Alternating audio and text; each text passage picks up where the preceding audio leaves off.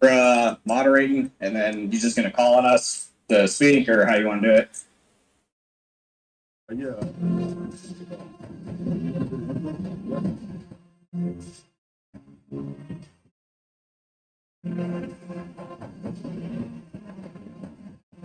Okay.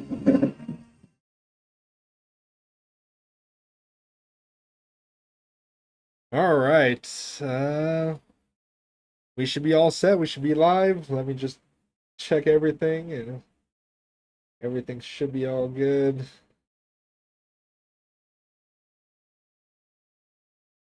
Go back to the channel. Can you guys see the channel yet? Or see if it's live? Oh, it does show us live. All right. Good to go. I think so. The channel. Yep. We're good. All right. Can you guys see the channel yet? Or see if it's live? All right, let's get this started, guys. Podcast number 1. All right. Welcome, Trojan family, to our inaugural episode of Light the Torch podcast. We will be bringing you our preview today. We give you some updated news on the team and what's going on in the Trojan community. First, we'll start off with the first quarter. We got some Mama Jen news. How you guys want to get into that? Oh yeah. Mama Jen is Jim Cohen, our AD that we just hired, man. Let's get into that real quick. Go ahead and take it away, Becky. What you got for Mama Jen? Personally, I'm excited for her. Like everything that I've seen, she is very hands-on with all the programs, like all the like the different teams like basketball, football, and she's really good at fundraising from what I hear. Absolutely, man. Anybody else want to chime in on that? Yeah, I'll add pretty much she's my top choice. She's more open to NIL than Bone was, so that's a huge plus. And obviously this is a football show, but she could add softball in the future, so that's just great in general for the school. So yeah, I think it's a great hire for us. That would be nice. Absolutely. Like, she's already familiar with the Big Ten. Obviously, she led Washington there. Mm-hmm. You know, they had to jump on and follow us, just like Oregon did. And she's on the CFP committee. She's highly regarded in the profession, you know. And it was the first AD, the first female AD Yes. at USC. So this is amazing. You think she's not going to be able to get Carol Fultz to throw a couple more dollars away if we need it? I really hope so. Have a better chance, you know, as a female to get that done, you know. Right. Talk to Carol Fultz woman to woman. Make some things happen, man. And I think she's, you know, I think it's a home run hire, man. Oh, we got somebody. We got our first pick, you know. Yeah. just like we're doing these recruits, man. Just, you know, good away. Should we introduce ourselves? Absolutely, man. Go ahead. Oh, no, you go first. You're the ringleader. B Jones, B Jones 516. You can get in contact with me on our Instagram page at Like the Torch Podcast on Instagram.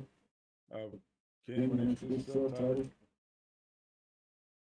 Yeah, Ken Wynn. I'm out here in South Carolina right now. Apologize in advance. Taking care of this little rascal right here, so if you see me running around or any random screaming or anything like that, sorry. So I might be on mute for a little bit, but I'm here.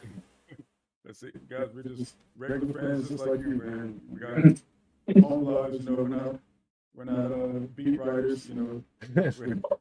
Not professionals. We don't get paid to do this. It's just people who are passionate about our team, just like you guys, man. Just like you said before, by the fans, for the fans. You know, we love our team. We're very excited for the season. Excited to get it rolling. My name is Tyler. We've all met each other through the Bleacher Report app in a tight little community there. Usually talking a decent amount of crap to each other in there. We'll try to keep that to a minimum here. We'll see how that goes. There we go. I knew we had to get one of those rolling. But yeah, excited to get the season going. Excited to, you know, be a part of this with you guys here and see what it turns into. Sorry, man. Fight on, baby. Bro, what's up, man? So, fellas, like Tyler mentioned, I never would have thought I would have been doing a podcast, especially off of a Bleacher Report. Excited. And as BJ mentioned, I'm Raul. I'm from South LA, huge USC fan, so excited for the season. I think it's going to be a good season for us. Exactly, man. Man, I'm excited for the season, man. I think we're gonna surprise a lot of people, man. Every time you turn the TV on, they talk about how horrible our defense is, and how we shouldn't be ranked number this and that. I think we're gonna show some people, man. I got a few colleagues of mine that have that are big Texas fans that have futures on USC. So that should tell you that we're back on the map. We're gonna get here. I feel like. Do they still think Texas is back? I mean, I don't think so. He's putting a future on USC. I That's mean, true.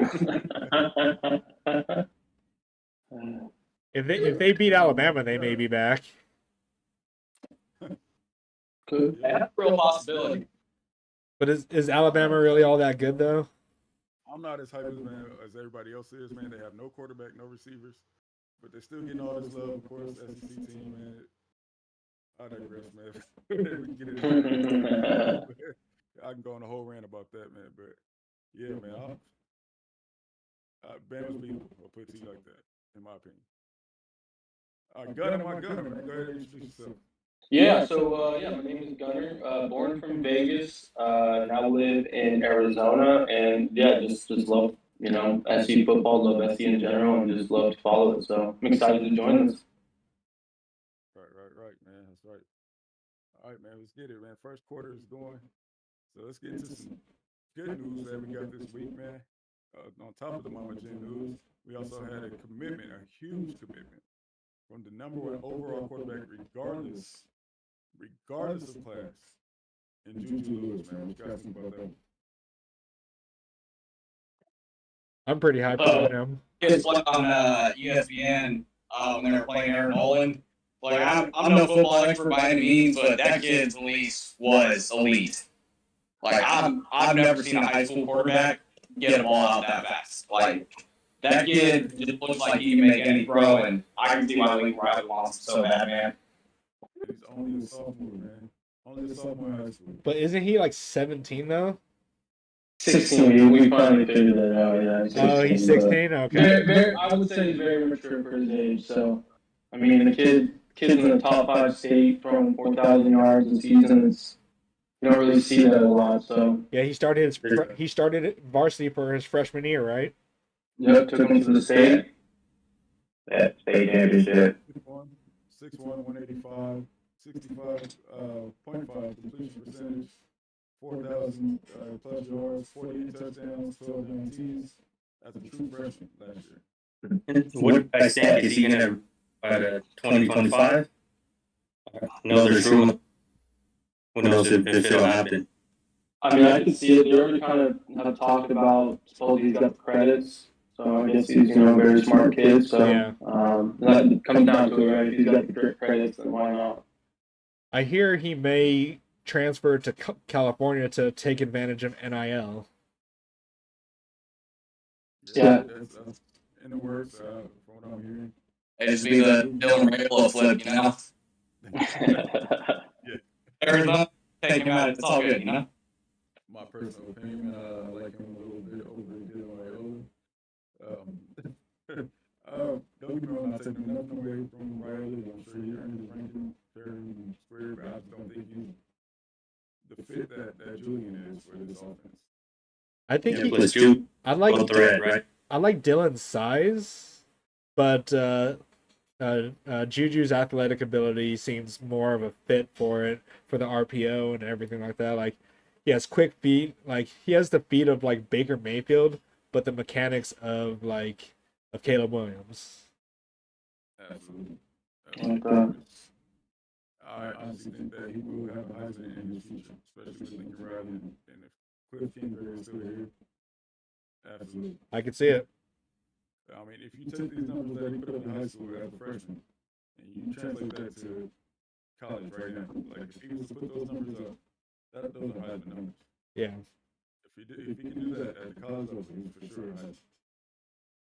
And by, 48 TDs.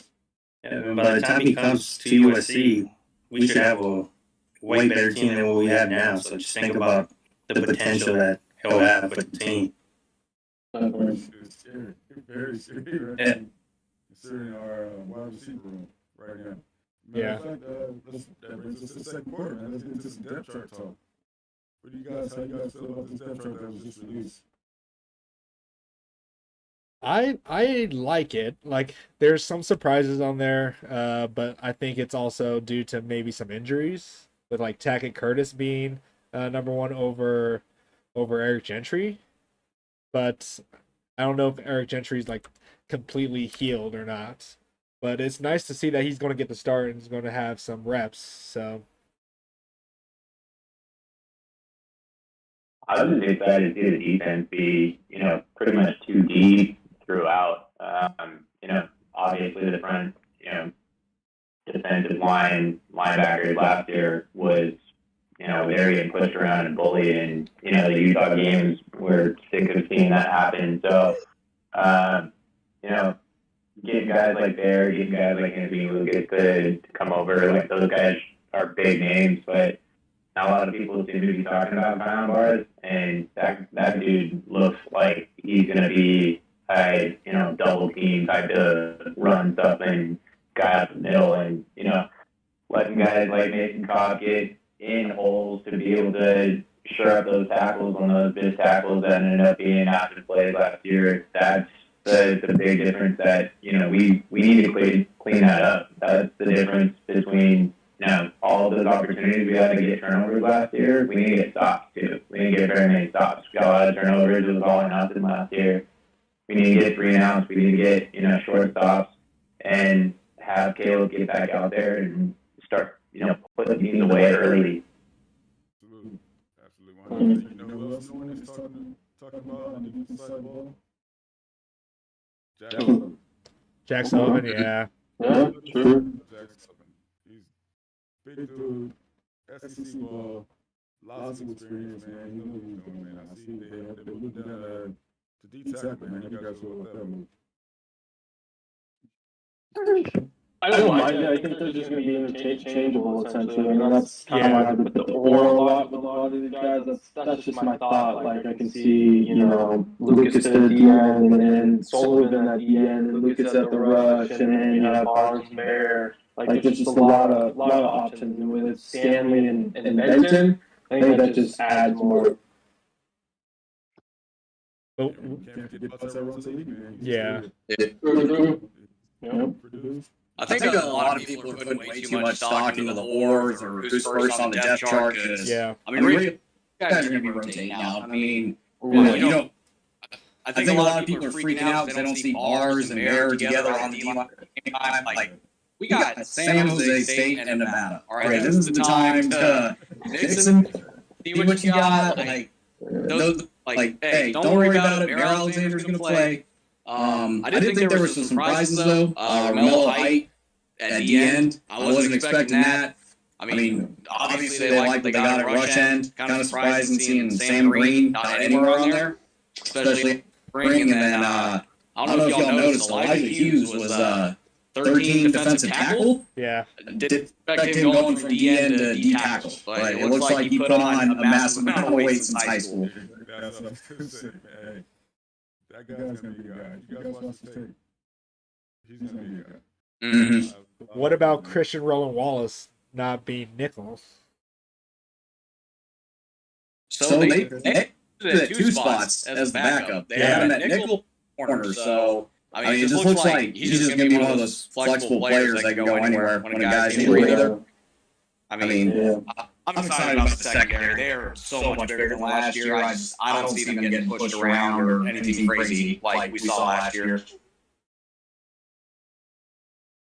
What about? Oh, go ahead.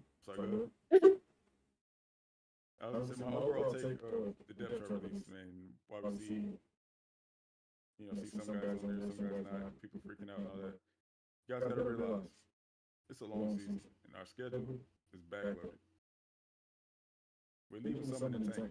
You know, we got guys who really stuff. We're not in a hurry to bring those guys back, man. We got tons of depth. Finally, when's the last time we had tons of depth? You know what I mean? We got plenty of depth. We don't have to worry about hurrying guys back. And it's a long season, man. We'll have guys ready to go. The guys that we, heard all about and expecting to play. We'll see them later on in the season. But now we can get our young guys nice and seasoned and ready to go when it comes to that time. When it comes down to crunch time, we need those games, when we go out to Oregon, we go out to, Oregon. Cannot say that name. Yeah. And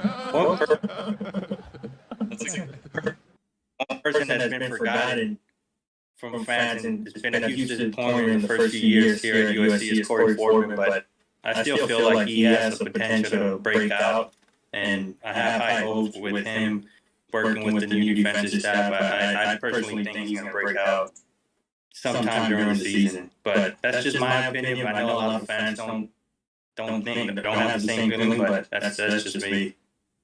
What do you guys think? Anybody else want to touch on Corey Foreman? You guys know. The only thing I would say is he has a lot of the chances, to potentially do it. We should be blowing out these teams in the second half. So if he can, take on those chances and actually do something and show us, then he'll have more, opportunities in the future. So he showed some flashes last year, especially with that game-saving interception against UCLA. It's just he just needs to put it all together. Like he's athletic enough to do it. I think he needs more technique than anything, because I feel like he's just wanting to bull rush more than anything, rather than do a swim move, spin moves, whichever. I don't see him switching up his approach to attacking the line.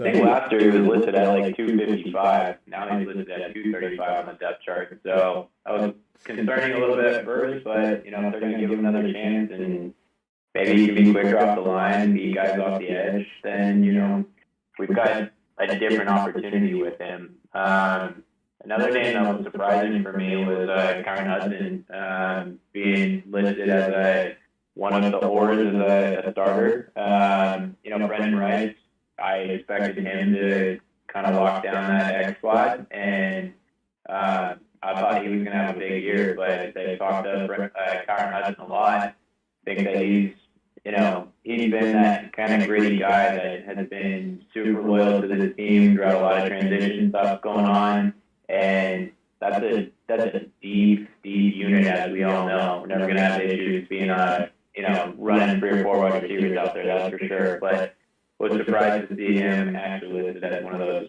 oars of the starter. It's going to be fun to watch him get his shot.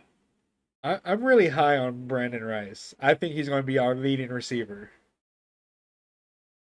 Over Dorian Singer? Yeah, I think so. That Tulane game just opened my eyes. Just this is what he can do. Right. You just gotta be consistent. It's fair. He didn't get that hands. Sometimes he's got butterfingers out there. Dude, you got these sticky ass gloves. Just hold the ball, man. So yeah, I mean that guy can go beast mode, and he looks like he could be a back end first round pick if he does. And then sometimes you dude, what are you doing out there, man? You got one job, just catch the rock. Yeah, I'm gonna be honest with you. Last year, I didn't really understand him playing over Kyle Ford. I just felt like Kyle Ford outplayed him. But that last game, man, if we can get that Brandon Rice, if we can get Tulane Brandon Rice consistently, he's a first round receiver. I mean, if we get Brendan Rice all year, that dude's gonna win the World. He's going to be the second coming of his dad. He'll be, I don't know if he was joking or not, but he did an interview. Yeah. And he said his dad said he was faster and a better route runner. Now, I don't know about all that, but I could see faster. I could see faster. That's true. Brandon Rice Prince probably one of the fastest people on the team from what I read, right? And that's saying a lot, considering we got guys like Zach Branch and Mario Williams. Those guys are burners, man. Yeah. I have a question though. What happened to the wear in Hudson? So I've just been seeing people still showing it, but I guess like just when you look at our roster, I'm just so used to saying the What? Kyron Ware Hudson. Man, what are you talking about, man? Yeah. I guess Mr. Name Change, apparently you have a few names, not name change, but pronunciation change. You guys hear about that one, right? Wait, who was the one that told me that Ray Leak had his changed? Well, apparently it's not Relic. It's Wrong. all have been on a Relic. I've heard people butcher that. I don't understand how. I mean, it looks pretty So it's Raleigh? Relic. Raleigh. Okay. Yeah, and I guess Zach doesn't want to be called Zach. He wants to be called Zachariah. Yeah. Respectable. You know, and E-Man as well, man. Pray on is pronounced pray on, not pray on. Yeah. Okay. If you call him pregnant, that's just disrespectful. Especially even a big dude, man. True. Another surprise there, though, seeing Lonnie Noah get another award with Pregame. That's like they've talked him up all spring, all summer long so far, and to see one of the freshmen, that was a class that people were like, content with, but not like super thrilled about. Like is this class going to be something that we can roll into Big Ten and be able to hang? Like, everybody had, a little bit of questions there, and Lonnie Noah getting a chance to be, the sixth guy on the line right now is pretty cool to see. So excited to see him get a chance to throw some Pac-12 scrawny little DMs around. Seems like those recruiting services aren't good with O-line guys. Our O line is going to be stacked going into the Big 12 or Big 10. Absolutely. I don't know how dudes like Noah and Ben Whitlow and 4 stars. I know 247 had him as a 4-star, but as far as the composite goes, those guys were rated way too low. I thought they were 3 stars. They were So- 3-star. Yeah, Ben Whitlow was a 4-star on the 247 ranking, but the composite, both of them were Yeah. But Let me say something about these recruiting sites, man. Let me address our community, man. And I don't care to tell you guys are definitely going to appreciate this. Trust your eyes, man. When it comes to recruiting, don't worry about these stars. Don't worry about what they're rated. Look at guys like Christian Pierce. What was Christian Pierce? 3-star? Maybe 3 stars, He's like yeah. a high grade. Yeah. That dude's a stud. Trust your eyes and watch the film. If you don't know what you're looking at, ask your buddy who played the same position or something. You know somebody who knows somebody who played the same position. You know how to critique these players. Or go watch the USC video. He does a breakdown on all those players, man. He'll tell you.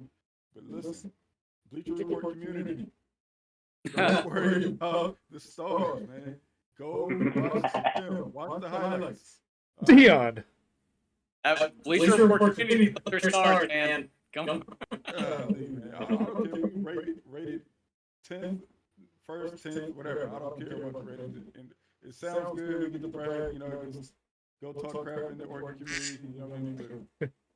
But trust your eyes, man. You know what I mean? Trust your eyes. Your eyes will tell you how good the player's going to be. It's still early to be freaking out about recruiting anyways. I mean, look at last year. Our class wasn't. I don't think we were top 10 beginning of the season last year, right? No. Well, we all know why we didn't. We weren't top 10 at that time. Well, Yeah, coming off the Oregon, like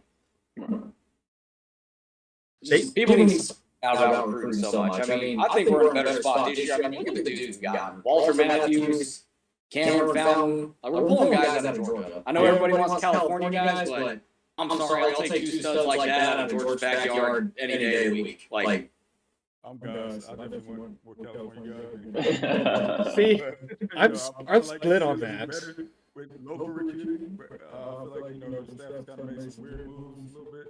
Yeah. But overall, I can complain about how we're doing. Yeah, as far as we recruiting. Sam Green out of Washington D.C.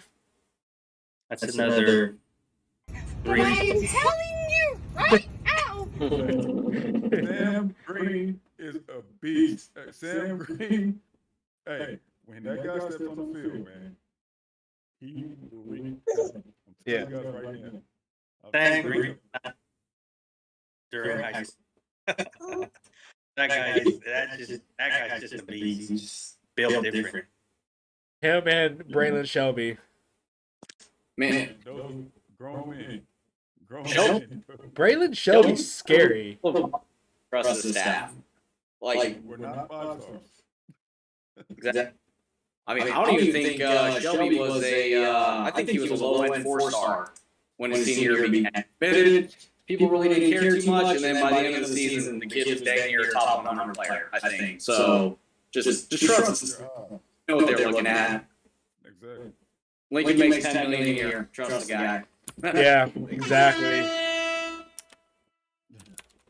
All right, that's the end of that. We're going to talk more questions about the team. Man. What questions do you have about the team going into this season? I'll start off. Yeah, so it's something that Lincoln mentioned and something I actually thought about after you brought it up was, do you think this team can come together like last year's team, given that there's more transfers and stuff? Like, I think that's the one hiccup potentially on not, going to finish our goals, right? So that's just the question. What do you guys think? Honestly, we had more transfers last year, and we did 11 and 3. This is a lot less transfers. And so I just feel like I feel like they'll be able to mesh a lot faster. Yeah, I think there's going to be a lot more continuity throughout the roster, throughout the camaraderie in the locker room type of stuff. I'm excited to see some of the freshmen get a chance to play, kind of have those spark plug type guys like Zachariah Branch. Obviously, everybody's excited to see him take his first punt return back to the house. But all in all, you got Caleb leading the team. You got a lot of leaders out there that, everybody wants to give Shane a hard time for how, slow that dude is. But we've got leaders in our second unit on the defense now. Like, if we backtracked a year ago and Shane Lee was, not playing, we would have all been frustrated. But now we don't even want Shane Lee, until we're up by 35 against San Jose State. So with that being said, we're excited to see where the team is at now. Sorry, Shane. I hope you're not watching this, man. I wouldn't say we don't want him. I just It's not that we don't want him. We don't need him in coverage against Dalton Kincaid. Exactly. Like last year. no. He's a situational linebacker for us. I think it would do things good to get in a yoga class or something a little more flexible, a little more lateral. I mean, he struggled in coverage last year. Who knows? Hopefully he's been working on that all season, man. Who knows? But as far as run fit, though, he was all right. He's better than people give him. Solid run fit. Yeah. Yeah. And, I can tell you right now, I can tell you firsthand, actually. Playing with a linebacker with a D-line that is not great, especially in a three-man front, your linebackers are gonna look horrible. If your D-line is not doing what it's supposed to do up front, then there's nothing you can do as a linebacker. You got linemen in your face every play. They help make your first step look good. They help you be able to anticipate, that those guys that are sideline guys. That's only the case if you're not Swiss cheese on the defensive line. So excited to see, yeah. Right at the snap, you got two linemen in your face, D-line in. Doing what I they're feel- supposed to do. I feel- I feel like the defense is going to surprise a lot of people this year. A lot of people are having doubts with Grinch. Personally, myself, I'm not the biggest fan of Grinch, as you guys know, but I have faith that he's going to turn it around this year and that the team is going to come in together and, turn it around.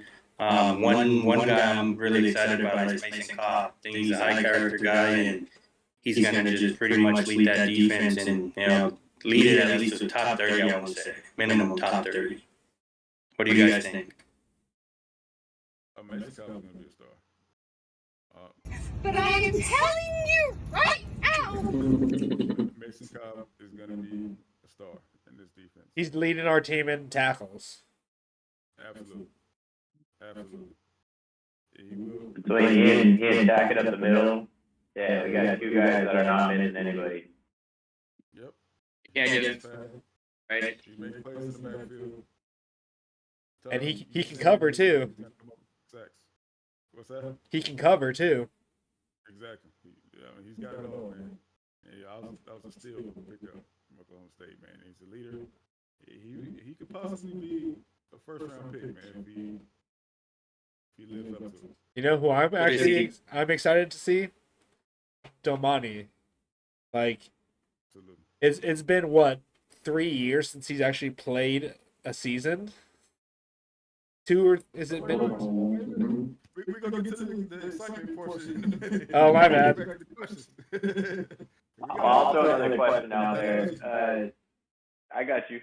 I got a question about, it's never talked about. Like, defense is always talked about, the offense is always talked about, special teams is just as important. And, I know we got the transfer from, what was it, ASU, Eddie Swiggity. Like, yeah, excited, be able to flip the field with him, but I'm worried if we're going to need a big kick down the, at the end of the game, in some tight game towards the end of the season. Like, we got somebody that's going to make a 45-yarder when we're down by 2. Like, I'm not sure about that right now. Dennis Lid's got a lot of drift, but doesn't really show up on the field, You know what I just noticed, though? The depth chart doesn't even show special teams. Yeah. That's true. Yeah. I guess we can only go off what we're hearing in camp, man. How do you guys feel about that's a question before I get to my question. How do you guys feel about Relief and Zach Branch as returners? Zach Branch is going to be fun to watch, especially on punts. Yes. Zachariah Branch. Yeah, Zachariah. So we gotta stop calling him Zach. Like, Yeah. watching his I hope he highlights. both of them. Yeah, go ahead. I was just saying, watching his highlights, it kind of reminds me of a faster Adoree Jackson. Send a lot. Did we even score a touchdown special teams? Like kickoff punt? No, we didn't last year, right? Like, yeah, so I mean, just getting one is just gonna benefit us so much. Like, Yeah. It's just gonna be fun to have both of those guys, throw Relief and Zachariah Branch in the slot, and watch Riley work his masters, and then you got Caleb Williams obviously being slippery. Like, those broken plays are gonna be so fun because those guys are just gonna be like, fast out of hell, like running all over the place, and have some slow linebacker covering one of them, and they're going to be like 30 yards open. They're literally not going to be on the screen. So those broken plays are going to be even more wild this year because Caleb's got the hose for it. He's got the slipperiness for it, and those guys, when everybody starts running different directions, it's just going to be wild. It's going to be like nothing we've ever seen. Yeah, like, if I have a question about this team, it's tackling. Like, we missed over 100+ tackles. If we cut maybe 25%, 40% of those, we're a playoff team. Like, yeah. like. I mean, Raylan Goforth's gone, so there's your 25% already. I like. Fire! Shots fired! It's just like they tried so hard. Damn, why was quarterback escaping me right now? Like they just tried too hard to take the ball away. Yeah. He made up for a lot of those, man. With that one. Yeah, I mean, he did clean Rising clock, and that was great. Where did he Definitely enjoyed go? that, but Where did he he go? went to Washington. He went to Washington. So he's going to help us by being the 12th guy when we play them, later on in the season. So we're appreciative that he wanted to stay in the Pac-12 and help us out. Ray, that wasn't me. All right. What do you guys think? He's not even starting. He's not even starting at Washington. I just looked up their depth chart. He's second. Where's Hero? And the running back position, I know Austin Jones is listed as a starter, but do you guys think Marshawn Lloyd takes over eventually, or is it going to be like a split back committee? Well, But I am telling you right now. it's an or, isn't it? Marshawn Lloyd. Oh, it's just it's us. Oh, I do see the or now. Never mind. Yeah. I see it. Yeah, it's an or. Yeah. For now, I'll put it to you that way. For now, listen, not trying to bash Austin Jones at all. What I say, he does a lot of things well. But there's nothing in his game that really stands out. That makes sense. Yeah.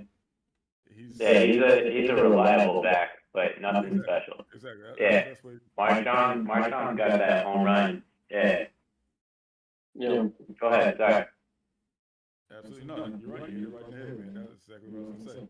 He's a guy. He can be a starter at any program in America. I don't even think the coaching staff was expecting him back. But, it's nice to have him back. But I do eventually think that Marshawn will take over that position, and I also think that he will be. I'm telling you right now, Marshawn Lloyd will be a problem in this offense, man. If he can stay healthy, sky's the limit for that dude.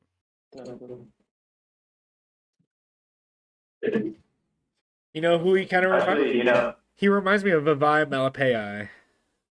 Austin Jones? Yeah. Yes. 100%. 100%. Just, he's a guy that does everything right. He's not great at one thing. Exactly, yes. Jack of all trades, master of none, and it kind of hurts him in a sense. For some odd reason. Do you...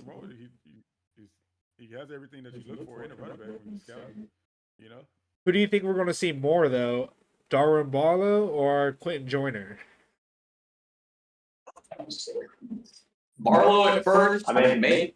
Then Quentin Joyner more as the year goes on. Like, I don't understand how Barlow hasn't gotten more. Like, well, I understand because there's been other people ahead of him that have just been really good, like Ronald Jones and everyone else. But it's just like, whenever he gets the touches, he does stuff.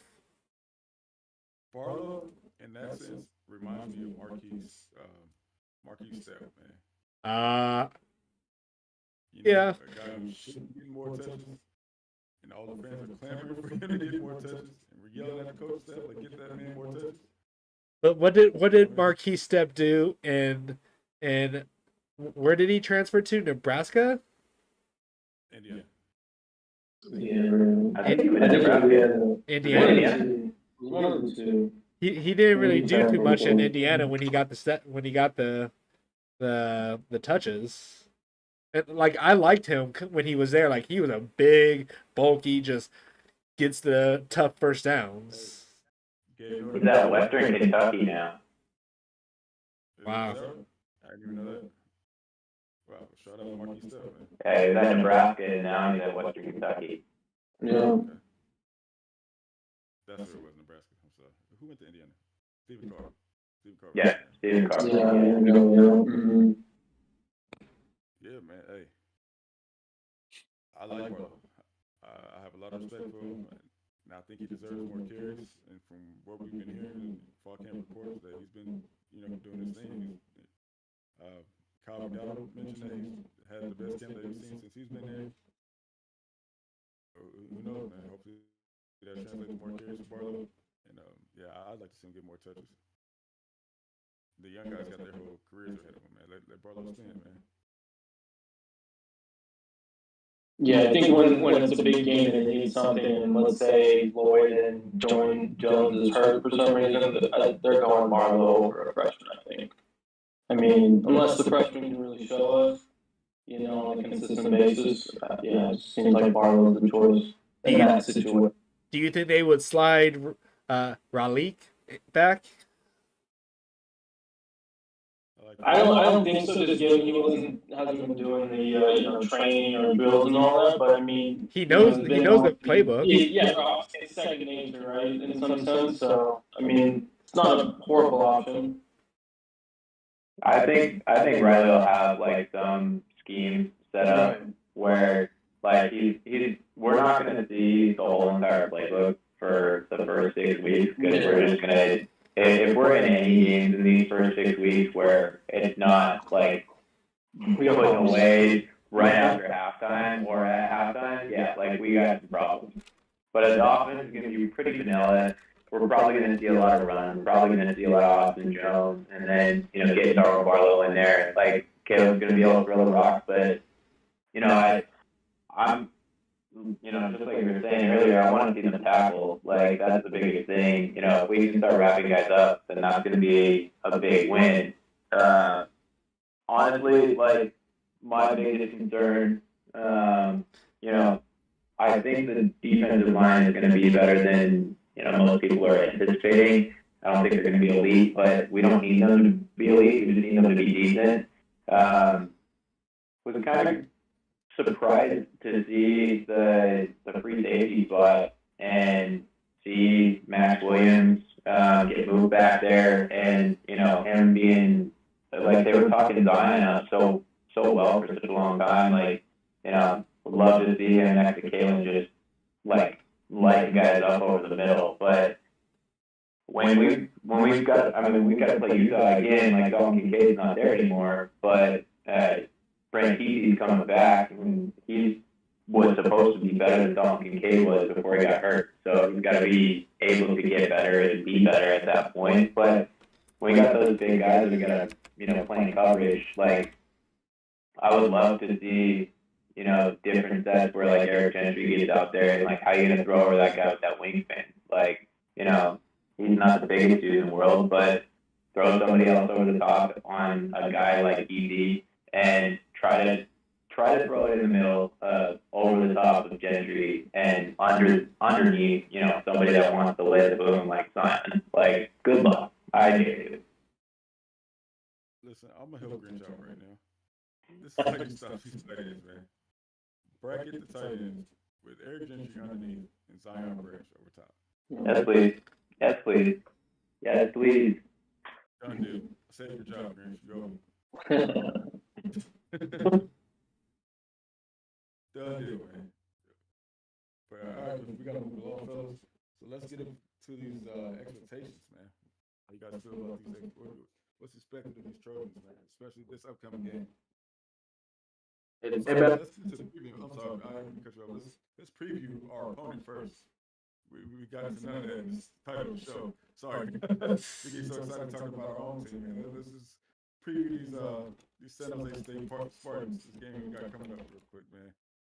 So they have a quarterback who was Conference Player of the Year in the Mountain West, a mobile guy, something that, in the past that we've struggled with a little bit.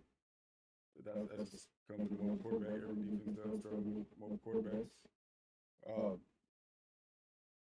Their O-line is not the best.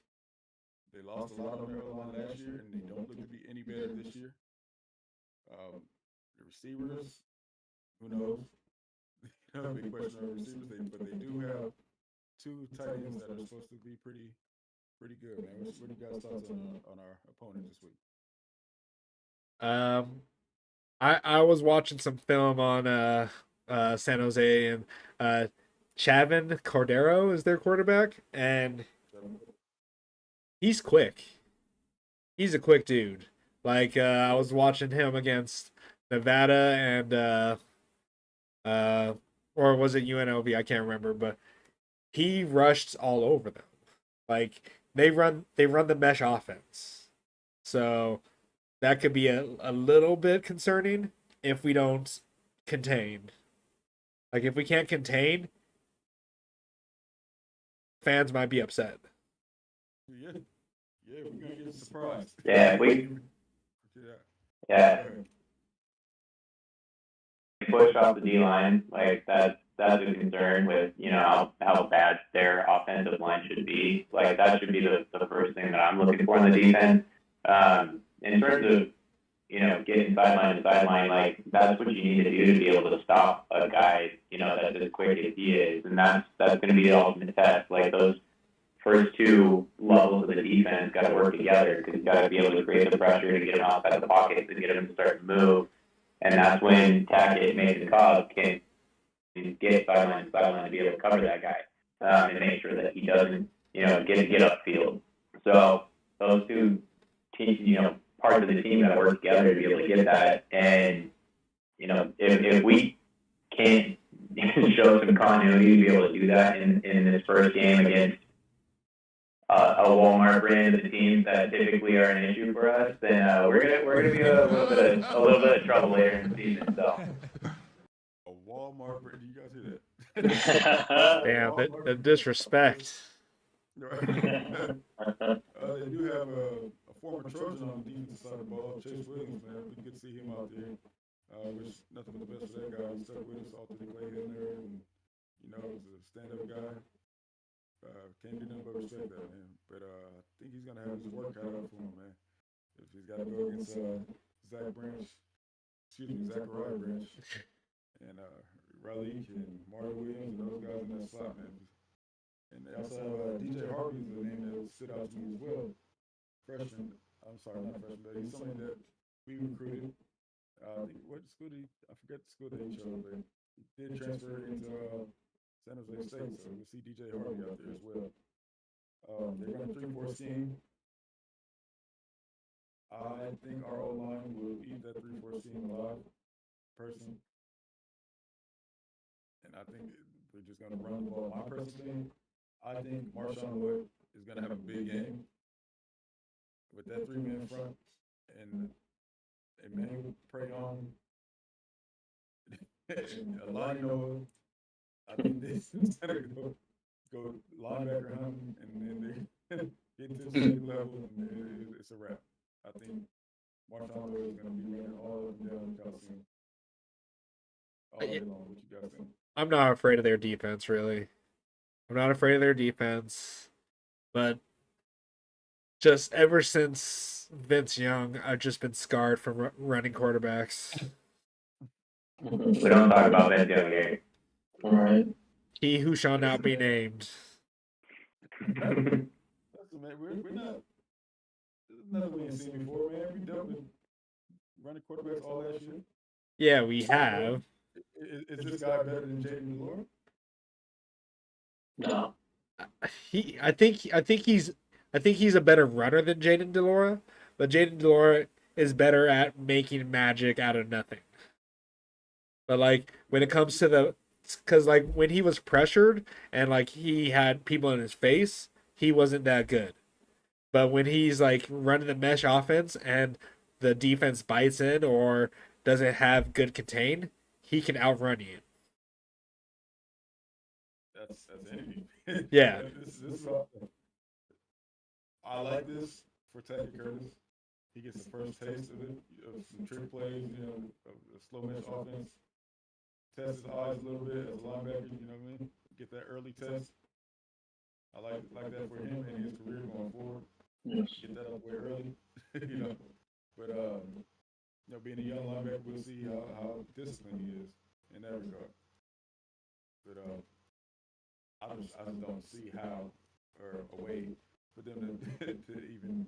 But our defensive line, as much as it has improved, and what I expect from our defensive line, and their offensive line being so bad, even worse than it was last year, I just don't see how we lose contain, especially with the guys that we have at edge and at safety. Our safeties are our force players in this defense. Forcing everything in. I just don't. I think we'll be all right, man. I'm not. This guy doesn't scare me as far as him being mobile.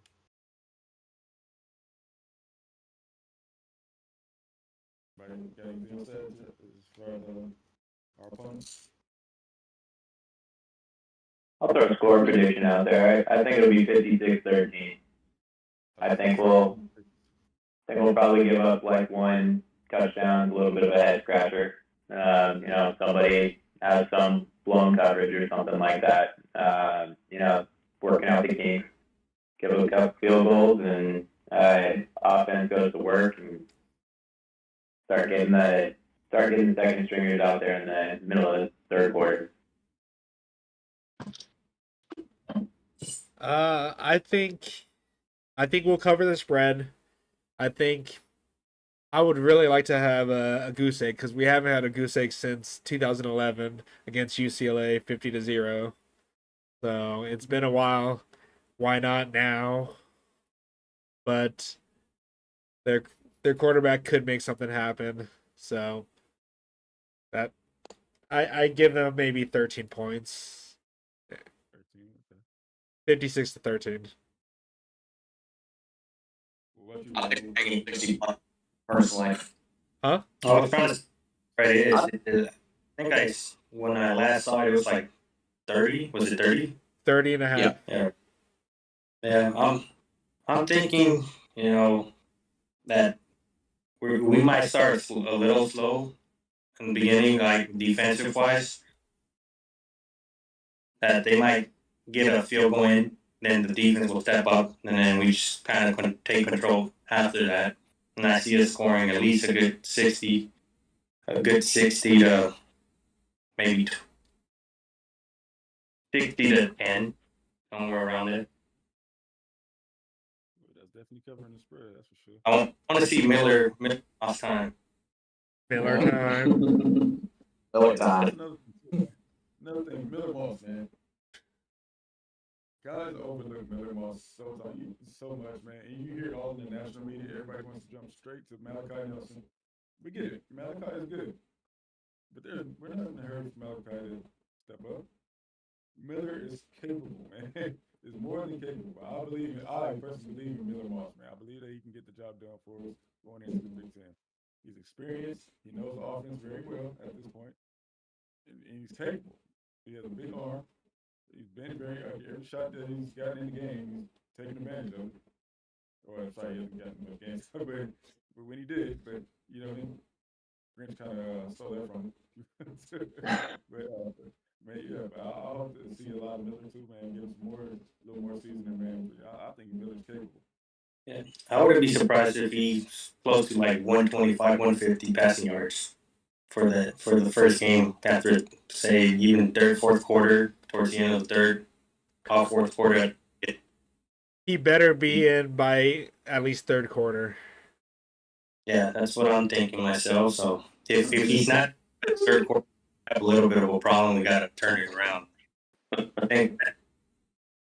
I think they may give Caleb Williams maybe a few snaps in the third quarter, or a few what is it called, snaps or whatever. Drives. There you go.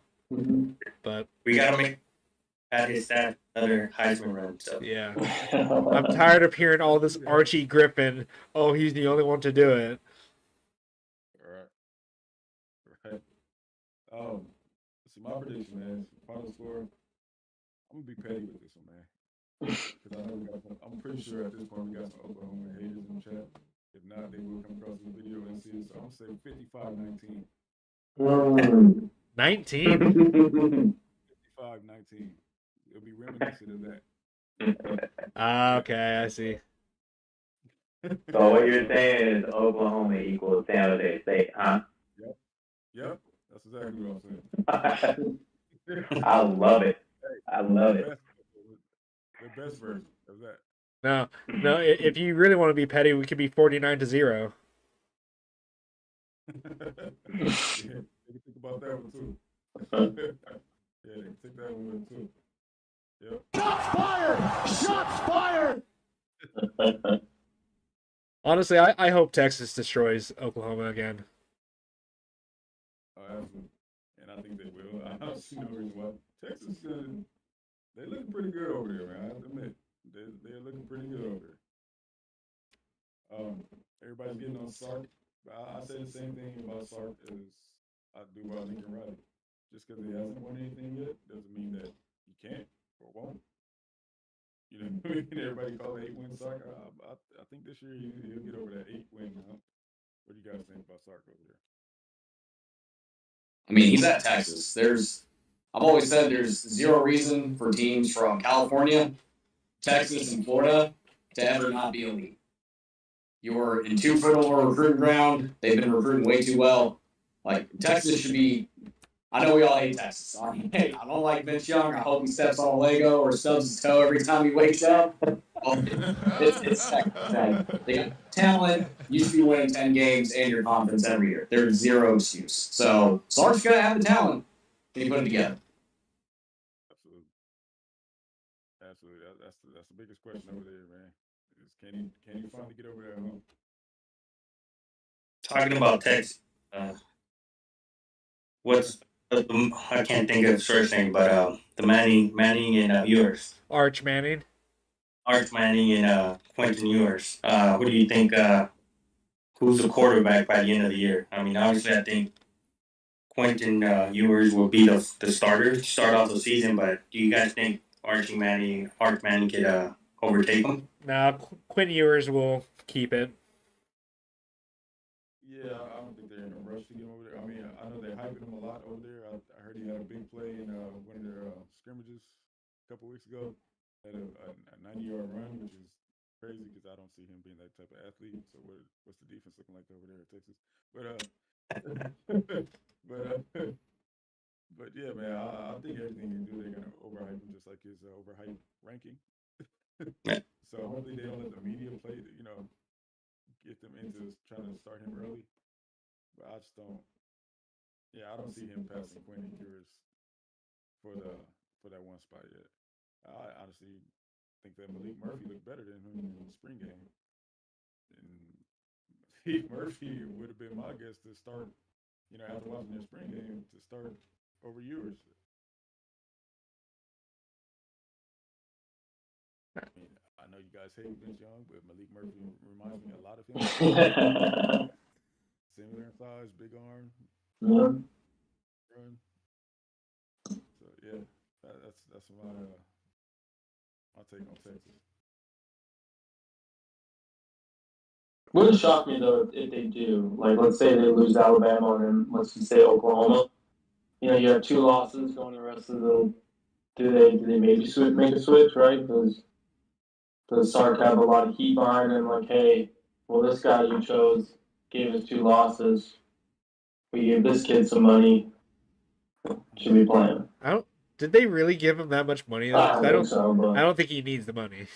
yeah, it's hard, man. I don't think he needs it, but yeah. I mean, it wouldn't shock me if it happens, but they need to lose, though. You got a good point. You make a good argument there. What about our season? What do you guys think for record for the season? Any predictions there? Any big standout games that you guys are, wanting to circle? Make sure that that's the one we got to show up for. All of them we have to show up for, but You know where I'm going. Yep. Yeah. I mean, I'll say conference championship, CFP Perth. I think the back half we know is the big question. I'm not as concerned with the Washington game. I really don't think they're going to be good this year. I just have concerns about their offensive line. I think Penix is going to get hurt a lot, or just hurt, essentially, and sacked. I think there's going to be a lot of focus on the Utah game, obviously. I think internally we don't talk about it. The staff doesn't talk about it, but the Oregon game, I think, is going to be a lot of focus. I could see UCLA and Notre Dame potentially being slip-ups, just given that the Notre Dame's right before Utah. It's on the road. And then the UCLA game's after Oregon. So I could see it. I don't think it will happen, but I wouldn't be shocked. We never look past Notre Dame. That's something that we kind of circle down. We circle Notre Dame. Well, I hope so. Like, if I'm Utah, Cam Rising, that man just knows how to win. So that's probably the game that I'm more nervous about. But it's at home, so it's not as nerve wracking, but Oregon, at Oregon, that's a tough place to play. Yeah. Listen, I don't care. We don't lose that game at Oregon. I don't care. We can drop. Listen, the expectations that we'll probably drop one of those games just due to the schedule, but it cannot be Oregon. I'd rather lose to Washington than Oregon.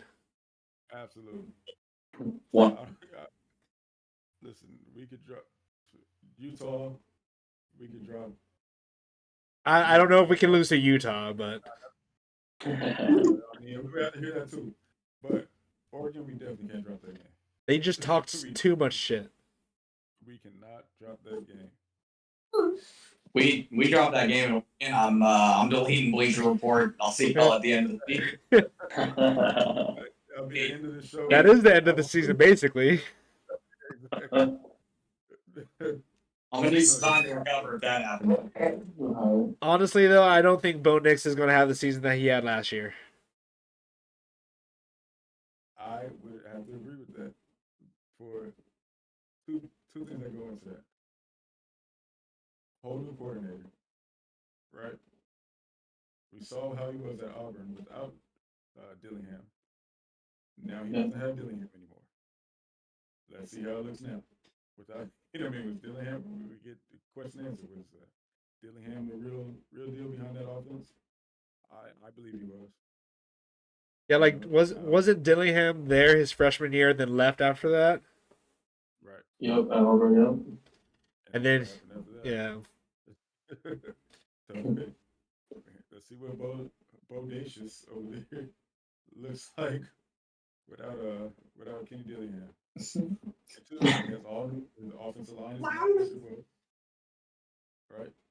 They say that they're just as good. I don't believe it. I don't believe that their O line is as good as it was.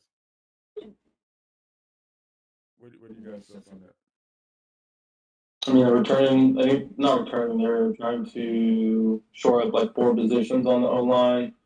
So obviously, you gotta get the chemistry going. So I mean, that could be a problem. Still have questions on their back end with the secondary. They did make some additions on the D line, see if they can be consistent. But yeah, I just don't see us. I don't see us losing. I want us to run all over. What is it called? Uyangalele. What's his first name? Mateo. Mateo. Yeah. I want to run all over him. I mean, I think they're putting him as a tight end. No, they moved him back. They moved him back.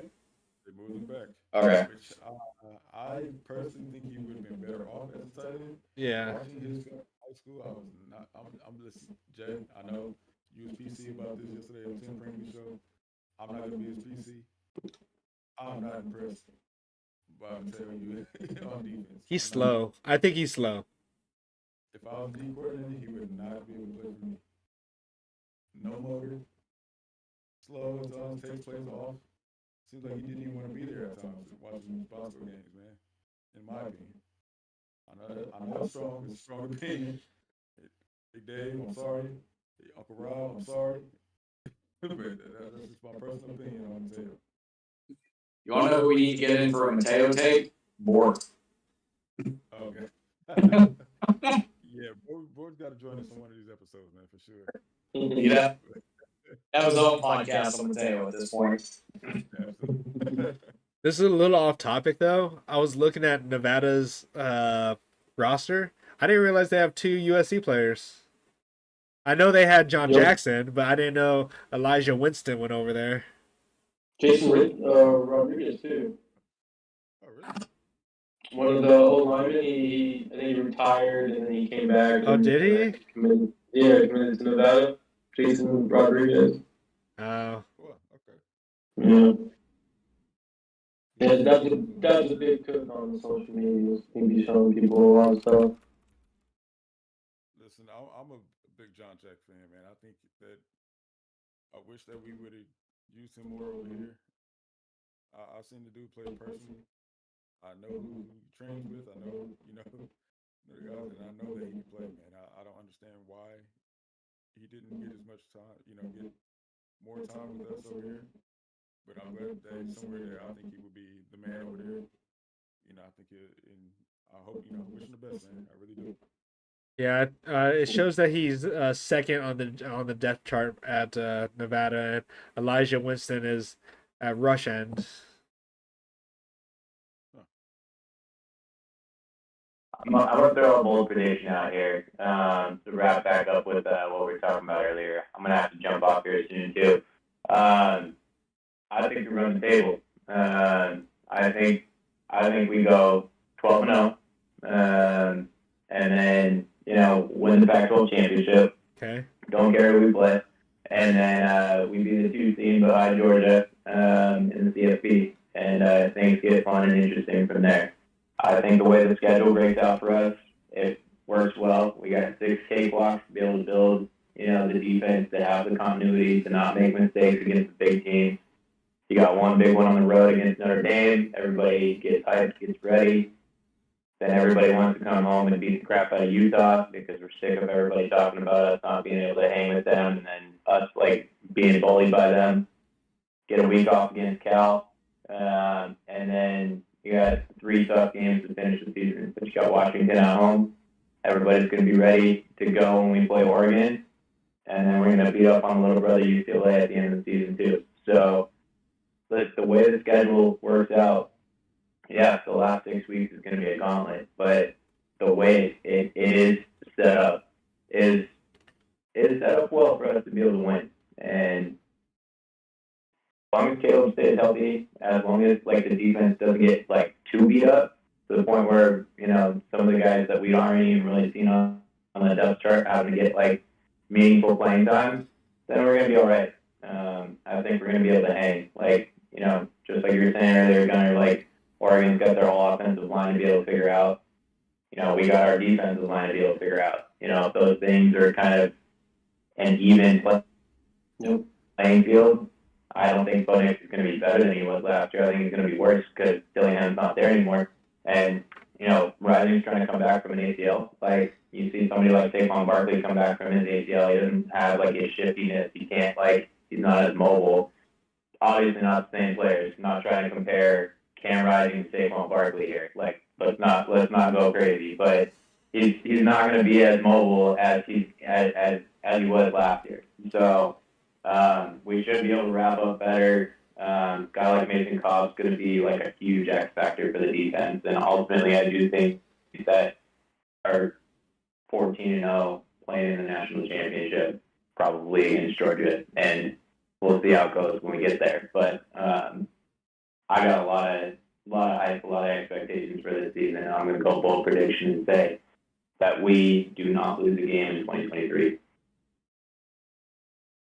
I like it. I'm not mad at that. Honestly, we all know why the back half of this schedule is so messed up. How they're just mad at us for leaving them. So they're like, you know what?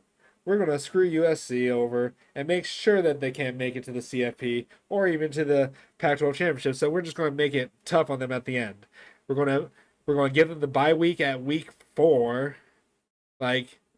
Whose idea was this? Literally, it was probably Kleevkov or whatever his name is. He's like, let's just make it as hard as possible for them. So honestly, though, we'll be 6-0. I think we run the table actually as well. It'll be a close game. We'll have a close game at Oregon, but I think we actually comfortably beat teams at least by double digits a majority of the season. Maybe Utah might be a 7-point game or something like that, but I think we are pretty comfortable with everyone. Notre Dame, I'm not high on Notre Dame. Sam Hartman, he was good at Wake Forest, but that's Wake Forest. That's Wake Forest.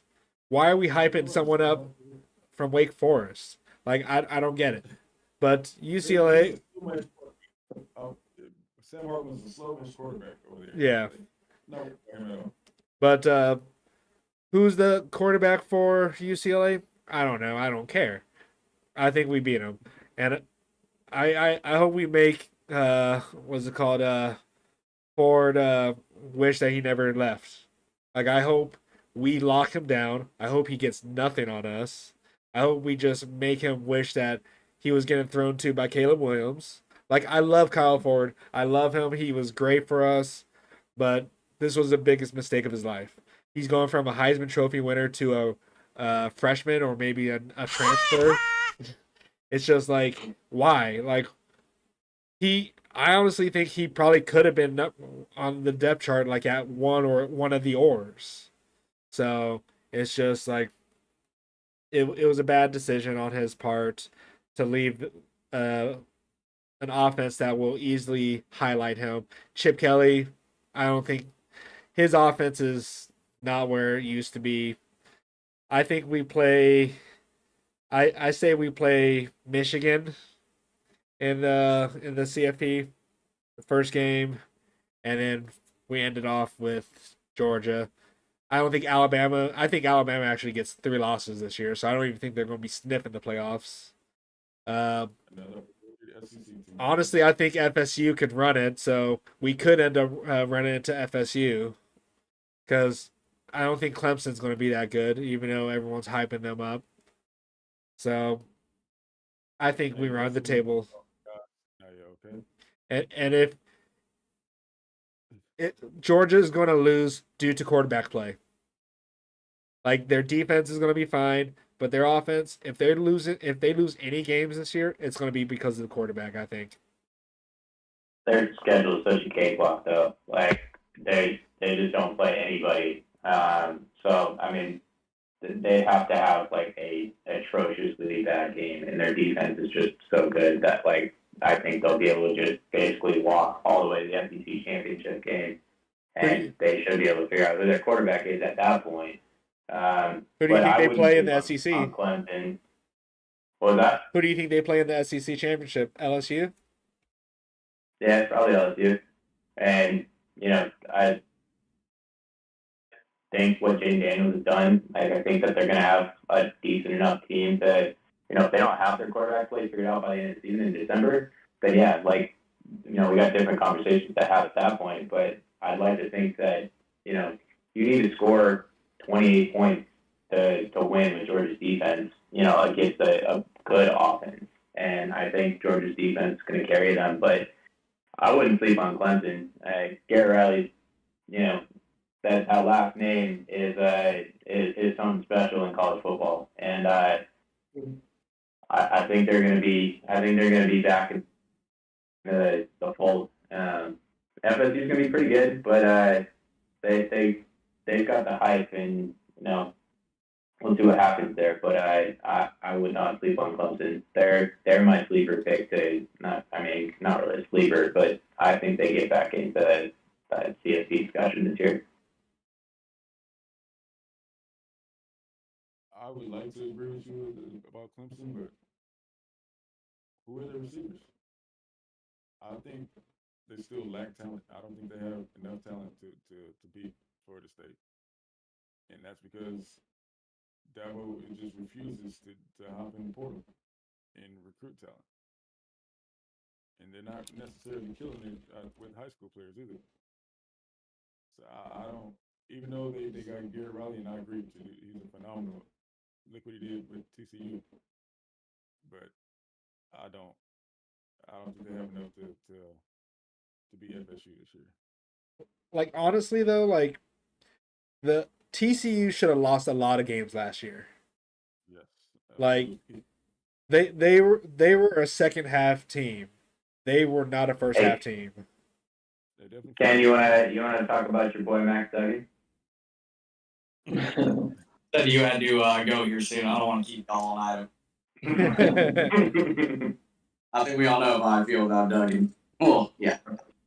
I personally, going back to Georgia and their cakewalk schedule, I personally think they get upset by Tennessee. I think Tennessee's going to be solid this year. Personally, that's how I feel, but they're going to be at Tennessee. I think it's going to be a crazy environment for them, and somehow they get upset. That's my bold prediction from the SEC, and going back to USC, go undefeated as well. I think Oregon, it's gonna be a close game at first. We'll run away at the end. I think Washington homecoming, it might be a little bit more of a close game, in my opinion. With home game, they might get a little distracted, but ultimately we pull the W.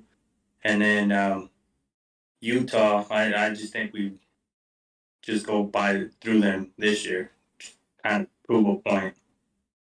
So that's me. I'm thinking we're going defeated, and like you guys mentioned, possibly meet Michigan in the semifinal game, and who knows who's going to be number one. But somehow I just think Georgia ends up losing versus Tennessee. So we'll see. I can see that happening. I can see Georgia losing to Tennessee as well. All right. The freshman QB, he's from down here. He's from Downey. I think he's probably going to be a solid quarterback. I think it's it. Last name, but it's Nico. I think. Nico Yeah, Nico. Iamaleava. I think they're starting Joe Milton. Yeah, Nico's Joe is right starting now. right now. Yeah, Joe's a baller too. Nico Yeah, Iamaleava. Connie Cannon. Connie Cannon. And he took Bruce McCoy out. So he might put a bit here. Yeah, you got to see his NIL deal. Dante Thornton, the transfer from Oregon, is not even. It doesn't list him as a starter. Oh, really? I don't know. Like Tennessee, I think like what's his name was a really good quarterback for them last year. The 26-year. The grown ass man. I don't know if they're going to be as good. I think they'll drop a few games this year, but I don't know if they're going to be as good as last year. At least the first half of last year. So, like Joe Milton, like I think his situation is going to be inconsistency with his accuracy, which could kill him. He has a strong arm though. He has a really strong arm. He can throw that ball. But he struggled with consistency or with accuracy at Michigan, didn't he? That's what I think. But I don't know. Honestly, I wouldn't mind seeing Michigan in the CF in the finals, the championship. Yeah, and that's very very possible, man. That we can see Michigan. I believe that all the teams that they're saying are supposed to be there, I believe they're all beatable. I believe that we can beat any one of those teams. I feel that we have a good chance at Georgia. The national media does not realize how deep that we are because honestly, they don't do their homework. They don't want to give us credit for what Lincoln Riley has done in the transfer portal as far as addressing the defensive needs. That's all they want to bring up is the defense this, the defense that. Last year they couldn't tackle. Yeah, that's last year. That's last year. We can't do nothing about last year. But what we did in the offseason is all we could have done about last year. And I think all our needs were addressed. And I think we're ready to go, man. I cringe every time someone like all the media just like, well, their defense, blah blah blah. Just shut up. Have you not paid attention to what we've done in the offseason? Nope. Because they're lazy. And it's fun. Let us let them think that we're not that. We're just fighting to keep on going. Yep. It's easy for like I don't blame them for like pointing that out, but it's like you're beating a dead horse at this point. Just lazy for it. That's all. But I'm ready to surprise the world. Yep. And I believe our team is too, man. And I believe they're jumping at the bit ready to get after it, man. They know, especially on the defense side of the ball, they know we got a whole lot to prove. And I think we're eager to do it, man. Caleb Williams gonna win his second Heisman this year. It's not an easy fit, but he has more weapons this year than he did last year. It's very possible. I think he could throw for 5,000 yards this year. That'd be crazy, to be honest. That'd be cool, but I just see him like being more balanced, helping the defense a little bit more. We have so many good options at the running back, so obviously wide receiver, right? But yeah. Yeah, I was gonna say that as well, man. I just don't. I think we'll be running the ball a little more this year, but I do think Caleb will break some records this year for single game passing yards for teams that we do decide to open it up on. As far as man, just imagine, man, just options with Marshawn Lloyd, the reverses with Raleigh and Zion Branch. Like this offense is gonna be crazy, man. It's gonna be something that we haven't seen in a very long time, if at all. I think there's nothing that anybody can do to stop us. Hey, Got missing all over the field. we just had USCJ in our chat say, "Fight on, fellas." Oh, nice. Yeah, I've seen man Jay is a big supporter before he even got started. Man Jay was definitely marketing for us, man. We appreciate you, Jay. We can't wait to have you on. Nice. One thing we haven't brought up just came to me. Reggie Bush, Heisman lawsuit. Hopefully we can see number 5 on the collie this year, and hopefully he can bring us out one of the games out this year. Hopefully, we'll see. What do you guys think? I mean, the rumor right now is Virgin going to be up there Saturday, so we'll see. If they do that this Saturday, I might cry. Yeah, I got mixed feelings about that. Because I do, of course, like everybody else, man, I want to see them do it, of course. But I don't think they should do it this Saturday. I think they should do it for a big game. And I know, that Reggie, has said if you guys watched the press conference, that he doesn't feel right until he gets his Heisman back. Paraphrasing. But so I don't know the likelihood of that happening this weekend. I mean, of course, the NCAA ain't gonna give it back right now, but it's gonna take some time. But I would like them to be able to promote ceremony. Yeah, you see Ken's on Daddy Duty, man. Shout out to Ken. Yeah. At half the time, he picked a good night. Crazy. Hey, trust me, we understand, man. I'm a father myself, man. I get it. I'll bet you if Reggie does take the tunnel for us one night this year, it's going to be against Utah. Like that's the game that's I think circled at home. Like homecoming will be already a big deal for Washington, but we want to kick the crap out of Utah. And if Reggie takes the team out of the tunnel, like Macaulay's going to go nuts, like absolutely crazy. So that would be the one that I'd expect if he's going to get the welcome home again. Yeah. Exactly. That's what I want to see. I want it to be a big game.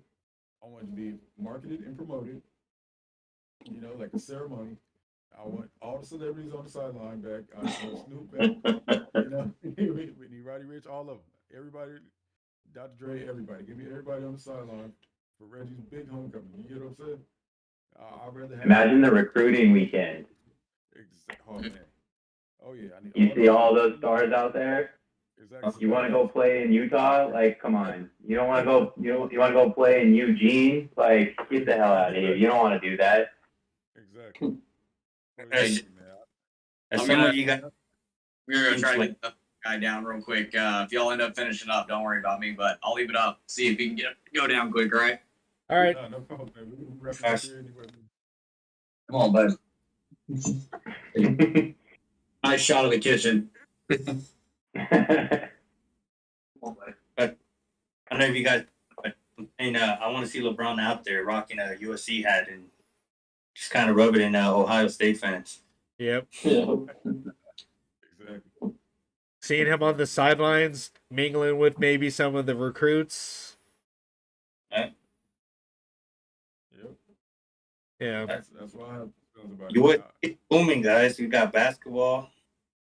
I think we have a really good shot this year of making a run in the Final Four as well. So I'm excited about the season. I know Blackie Chan is excited. He's, from what I heard, you're coming down here, right, for the opener. Yep. I fly out there at 6 in the morning, and so I'll be there until Monday. I'll be doing the podcast from my sister's living room, probably. Wait, 6 in the morning tomorrow? Yep, 6 in the morning tomorrow. I'm staying up all night. After this, I'll probably start streaming on Twitch after this. Okay. Hey, make sure you guys follow Black Channel on Twitch as well, man. Yes. Matter of fact, while you're at it, man, go ahead and hit that like and subscribe, man, so you guys get notified every time you see us. We have 6 likes. What's that? We have 6 likes. That's There we go.